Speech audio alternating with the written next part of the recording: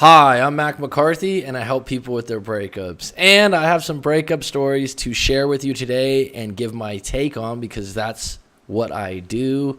And basically, I'm going to put these 6 stories into one video. I'm going to try something different today. It's going to be a long form for the video, but that way it'll be one upload, and it'll stream into the next, into the next, into the next. So, got a lot on deck. I'm noticing that these particular videos, excluding one, these particular stories are the same age range. I think everyone's in their early 20s except for one person. And it does help for you to let me know your age to put in perspective where you're at, if this is your first or second relationship. All this stuff counts when I'm giving advice and giving my take based on where you're at in your own life. So if you're going to write a story, and take some time to actually reread your story, don't just send it on your iPhone and you just looked at it once and you haven't changed anything. Like, rewrite it a couple times. Actually take some care about it. If you want me to give you a good take, a good opinion, then wouldn't it be in your best interest to rewrite the story a couple times to make sure that you didn't leave anything out, or that you're giving me enough information to give you good advice. So let's get right into it, because I got a few here today. Okay. Hi, Mac. I'd like to share my story. Well, here you go. In confidence, obviously. So this individual, I had to send him an email and ask him, what does that mean? Does that mean you don't want it on YouTube? If you're sending me a video and you're like, oh, can you change it? Can you do this? And then I don't want it on YouTube. Well, there's no problem there, but there is a paid service for a private response. And that response takes more of my time. You're allowed to make a longer story, and I'll have a longer reply in email. So if you want to do the paid response, go for that. No problem at all. You get more of my service. You get more of my time, and you get a lot longer take. But if you're going to do it this style and you're going to go for a free response, then I expect it to be a little bit shorter, and I don't want to go back through your story and try to figure out what you want in and what you want out. It's kind of a selfish way of doing things, if you ask me. So I asked him, and he said, yeah, go ahead. Just leave out this particular thing of where I'm from. No problem. I met my girlfriend in 2015. I travel across the country a lot of the time. So he lives in Europe, and this is how I met her. I did not live in the same place. We broke up about a month ago, and she also has a few mental health problems. There's a lot of people with mental health problems right now. When we were together, I think it has a lot to do with social media, and it's really hard in this century to get focused on what you want and where you want to be. There's so many things out there. There's so many options. But on the positive side, you should be thinking, wow, I have so many opportunities, right? But I think it can be overwhelming, and this is contributing to a lot of health problems, I think, mental health problems in my mind. When we were together, we see each other every 2 weeks, and when she's not in uni for a couple of months over the summer. Okay. At the start of our relationship, I was an idiot. Well, that's not a good way to start a relationship. I went to my ex-girlfriend's birthday because I felt bad that she had no friends, and I also went to a friend's birthday, and of course, this was in another country. So basically, I don't know what was that bad in you going to a friend's birthday party. He says we didn't hook up, and but my girlfriend was jealous and worried about her. Well, if your girlfriend's got mental health problems, she's probably insecure in the relationship. So regardless of this happening or not happening, this is probably part of it. I lied about both occasions to my girlfriend to protect her feelings. She found out, obviously. Okay, you shouldn't have lied about it. If you weren't doing anything wrong, there's no reason to lie, period. You should be upfront, and then if she has a problem with it, go, look, I don't think it's that bad a thing. Because if you're being sorry for things you don't believe you should be sorry for, well, that's going to be a problem long-term in a relationship. We almost broke up, and this mistake has plagued me throughout the relationship. Well, trust, connection, attraction. You just broke trust because you lied right from the get-go, and you lied about seeing another woman. Now, nothing happened. You went to someone else's birthday party. It was innocent in your mind. Again, why would you lie about it if you didn't do anything wrong? It creates smoke where there's no fire, if you know what I mean. We almost broke up, and this mistake has plagued me throughout the relationship. This year in January, she had a mental health breakdown. Was that your fault, or is that just who she is at this point in her life? She broke up with me and slept with someone else a week later. Well, that's going to be hard for you to get over. She then came back to me and apologized. She had guidance from a counselor, friends, etc., and told me she loved me, was sorry, and still wanted to be with me. Did you want to be with her? Were you able to forgive her for doing that so soon? I mean, she's in a breakup show, so she has every right to do that, but the mental health breakdown and then sleeping with someone the same week, how did that tie together? I don't know. Fine, we got back together. Fast forward to a month ago. I had a couple of bad days, work, some problems with the law. Someone did something to falsely report me. Okay, so yeah, and some family health problems, he writes. She told me a couple of bombshells. She wasn't seeing me for a month. She didn't want to come to my place for Christmas. I lost it. Okay, so this is what happens. A lot of times you're in a relationship and you have a bad day or a bad week. Financials are bad. In this case, the police are involved. Someone makes a bad joke and everything stacks, but they're all separate problems. You see what I'm saying? And then you just think like, oh, and then the relationship's bad, and then she did this to me. What happened is you're in a mental state where you're already pissed off. So you don't have the patience or the willpower to deal with other problems that well, and you stack everything into one pile, put it on your bag, and just get really pissed off because you're carrying around a bag full of shit that you think is all related, and it's not. So I lost it. I was nasty with her. My anxiety got the better of me. She broke up with me. I now am going to meet next week with her, and family invited me on holiday, and I still wanted me to go. She wants to go as friends. Do you want to be friends? If you don't want to be friends, then you need to let her know I'm not in the friend zone. I'm okay with that, but I still want to get back together. No, you're not okay being friends if you still want to get back together. Those are two different things. Does it work sometimes? Yes. Does it mostly not work? Yes. So it puts you in an awkward situation because you're being fake. When you're friends with someone with the intent of getting back together, it's misleading. And if they're uncomfortable at any point, they can just go, oh, well, you got the wrong idea. She's being nice to me at the moment. She should be nice to you all the time because you're a good person. There's wind coming in here. I have no contact. I have not contacted her once. I have let her contact me the entire time. Good. Basically, I want her back. What should I do? Don't go in the friend zone. Be strong. I would initiate no contact for yourself. You obviously need to get a hold of these anxiety issues. I wouldn't be sorry for things that you haven't done wrong. And really ask yourself, do you want to be in a relationship with someone that has mental issues? And is she seeking the right paths to fix those mental things? Is she seeing someone, a therapist? Does she believe she has a problem? Does she believe it's fixable? Is she in a solution-based mindset? You see where I'm going with this? You wrote me this story and gave me this piece of information because you're looking for help. You're looking for an outside take. Is she? That's my question. What do you think of all this? I think you should really rethink this relationship for yourself and ask yourself if you don't just want back a broken relationship because you feel like it was somehow your fault and you messed it up, or if you really take a step back for a month or 6 weeks and ask yourself, is this a relationship that's going to have problems down the road based on the mental health issues and the lack of trust? Are you going to be able to let go of the fact that she slept with someone a week after you guys broke up? I mean, that would be a big issue for a lot of people. So that's my response to that. If you have a breakup story out there, please send it in to writemac.com. Let me just stroll right into the next one.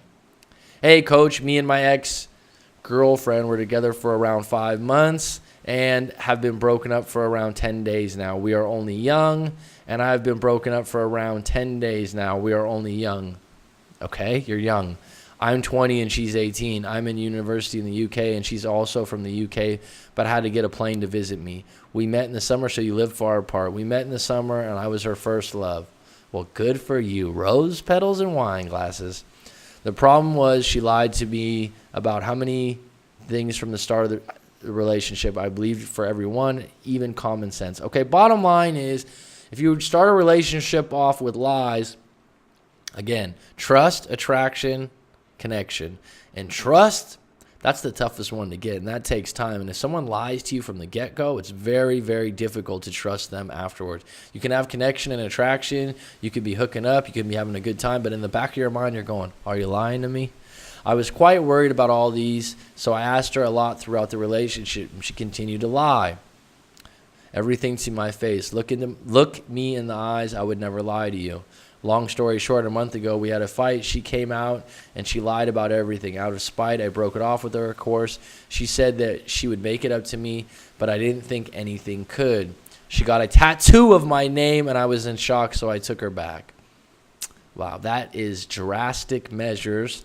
I bet you felt really good about that, but, I mean, getting a tattoo shows volatile nature and a bit of desperation, but I don't think you saw it that way, okay? But I told her, tell me everything, the truth. At that point, we can forget all of it. But fast forward 10 days ago, more lies came out. Okay,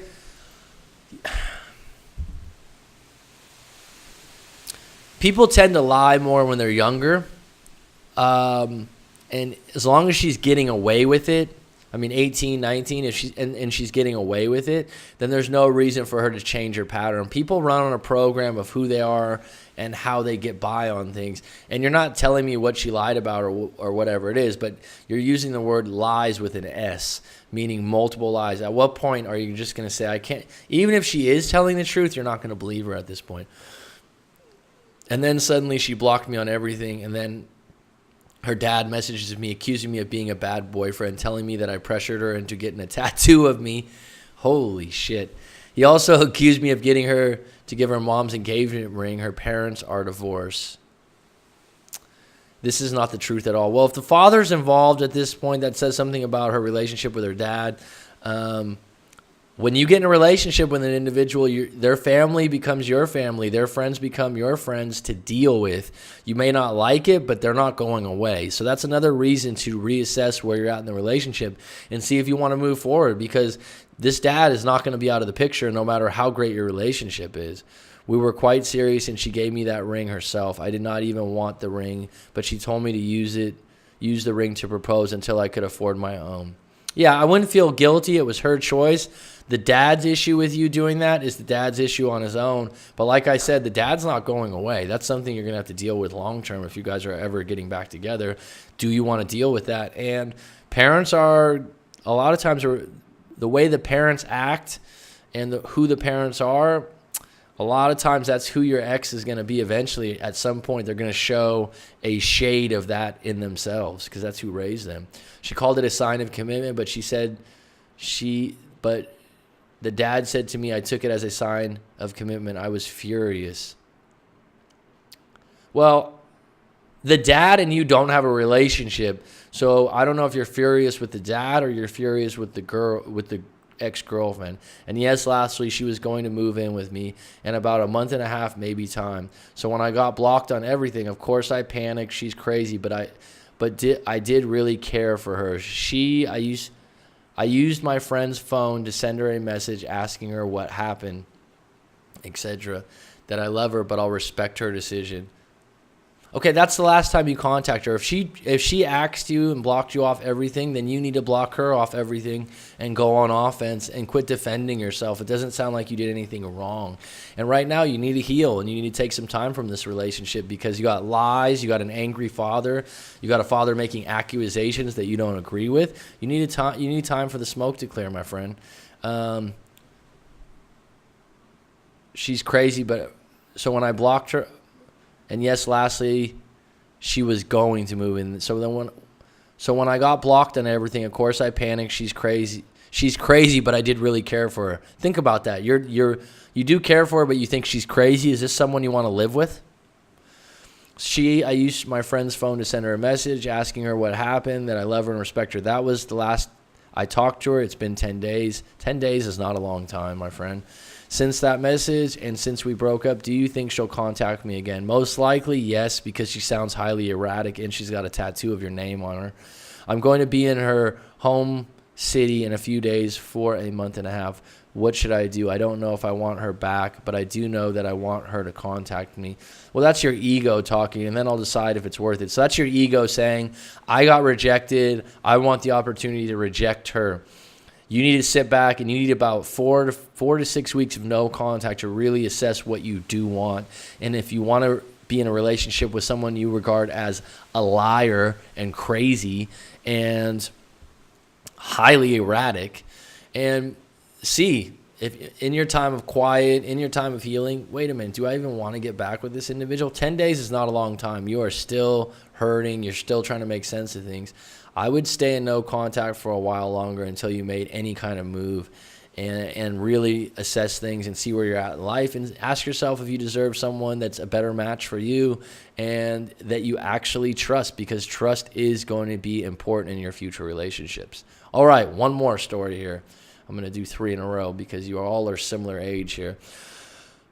Sorry, by the way, the story got misspelled. So this guy rewrote it. I am 20 years old. My story goes like this. I and my ex had been together for 5 months. It was great, but she hates when I get angry at her. The last time we met, I got angry at her for only God knows what. Thus, we didn't speak for a couple of days till I reached out to amend things, to which she said she was okay and asked me that she should see me. I refused. She started to pout and get angry, which irritated me, and then I got angry and switched off my phone. When I woke up, I saw she had sent a lengthy text to me at 1 a.m. at night about how she was tired of me getting angry at her. What's your anger issue, man? So you've mentioned multiple times that you get angry. This is one of those things where I just get angry. This is just how I am. Well, that's bullshit. You need to figure out the problem, why you're getting angry and why you're losing your patience. As a human being, we're going to get angry. Is it valid? Is it a proper reason to get angry? Or are you getting angry and then going, oh my God, I overreacted. I was way out of line. And furthermore, getting angry about things doesn't serve you or make it a better thing. And a lot of times you're getting angry because you're not reading the situation correctly and you're not being reasonable. And sometimes if you're getting angry too many times in a relationship, it's time to break up. There's something not right there. You shouldn't be in a relationship constantly in anger mode. I replied asking if she wanted to break up because we had done this before, so I thought this time won't be serious. Well, if you're in a pattern of breaking up at any given moment, you're going to eventually break up for good. That doesn't mean breaking up regularly is not healthy in a good relationship. But she said no, she didn't want to break up again and over the text. I kept on pushing, hoping this would let all out her anger at me so we could make up properly. No, that's a bad technique, that you're pushing her to break up with you so you can make up and get back together. No, that's a bad form of a relationship, okay? Some people go, oh, you love to make up. If this is happening over and over again, this is high, low, high, low. People get into relationships for stability and growth, not for erratic, volatile relationships that are hot and cold, hot and cold. At a certain point, someone gets sick of it. On my way to the gym, I saw her and asked her. She then replied she was tired of my attitude and then broke up with me. Yeah, because you're being pushy, you're being negative, and no one likes someone that's angry at them. And then your idea that you're pushing her into a breakup so you can get back together is twisted. The next second, I flew into panic and begged her and pleaded for her. A whole week, she blocked me and unblocked me, then said a lot of hurtful things, so I went into no contact after a few days. Well, you weren't being honest with your intentions, and you weren't being honest about what you wanted. You were playing a manipulative game, and it backfired on you. I apologized to her for my behavior towards her, and the breakup then went back into no contact. She called me 2 days later to ask why I had not been to class, which I replied I was sick. I don't remember much of the phone call because I was asleep when she called, but since then she hasn't reached out, and has been 6 days now. 6 days now is not very long of no contact. You're obviously in a relationship where you're playing a lot of games, and you think you're doing the right thing, but honesty should prevail in a good relationship. And this idea of making up and breaking up being a good thing or something that you do regularly is not a good thing, and it shouldn't be something that you think, oh yeah, this is just what we do. So sending this story was actually good for you right now, I hope, to realize that this idea that you're angry all the time or you're just angry, you have to work on that and understand, am I angry for a good reason, or am I being controlling. A lot of people in relationships, when they're angry, they're trying to control a situation, and it's highly unattractive over time, and eventually human beings do not like to be controlled. So I hope that helps you. That was 3 stories in one video. And everyone out there, if you have a breakup story you'd like to share and get my take on a YouTube video, please send it into writemac.com. Or if you'd like to dig a little deeper, I'd suggest booking a live coaching session with myself or another breakup coach out there. I mean, it's highly useful and helpful to talk to an individual that's non-biased and honest about what's going on in your relationship. So everyone else, thank you for supporting the channel.